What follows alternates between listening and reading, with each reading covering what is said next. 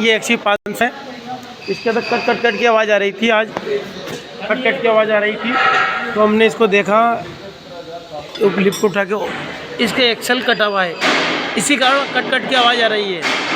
ये देखो पूरा इसका ग्रीस वगैरह सब निकल चुका है, तो पूरा देख लो, जैसे आप इधर से देख लो, आप इधर से पूरा ग्रीस बाहर आ चुका है इसका। इसके कारण कट कट की आवाज़ आ रही थी।